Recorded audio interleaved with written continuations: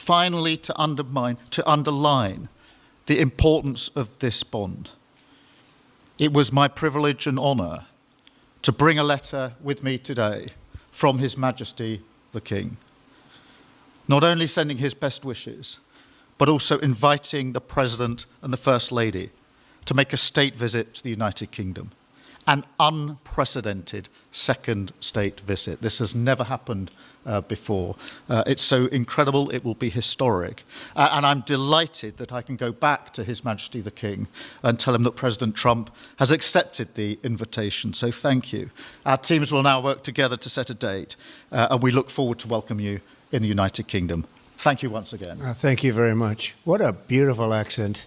I would have been president 20 years ago if I had that accent. Thank you very much. Okay, let's see here. Go ahead, please. Thank you, Mr. President.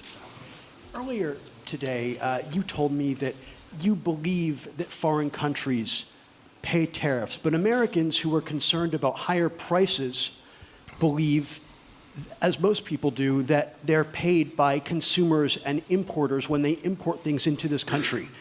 Can you explain how you came to this belief that foreign governments are paying tariffs? And for the Prime Minister, did you discuss with President Trump his repeated statements of desire to annex Canada? And has the King expressed any concern over the President's apparent desire to remove one of his realms from his control?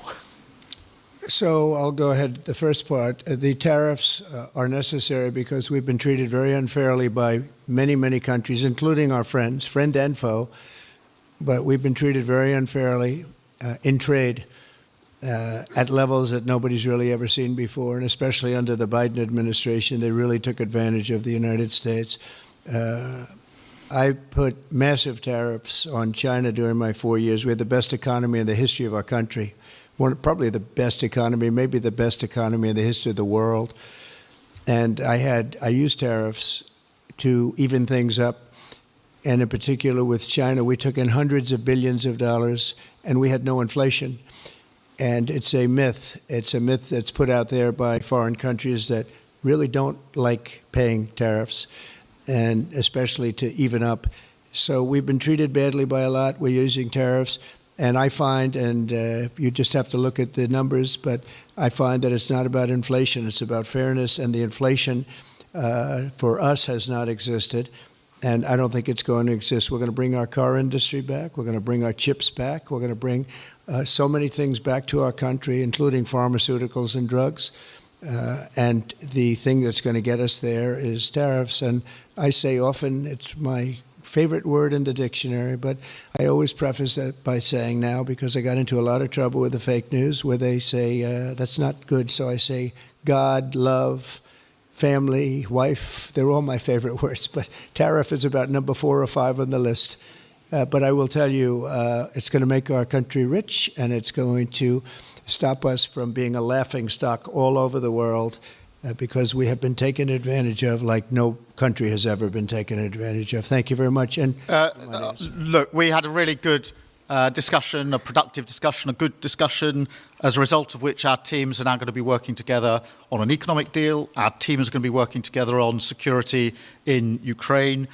You mentioned Canada. I think you're trying to find a divide between us that doesn't exist. We're the closest of nations, and we had very good discussions today, but we didn't discuss Canada. Thank you. Please. Go ahead. Go ahead. Yes. Thank you. Hi, Natasha Clark from LBC. Mr. President, you've said you're working on a new trade deal with Britain, which we of course welcome. President Obama once said Britain was at the back of the queue for that trade deal. Where are we now? When do you think we're going to see that?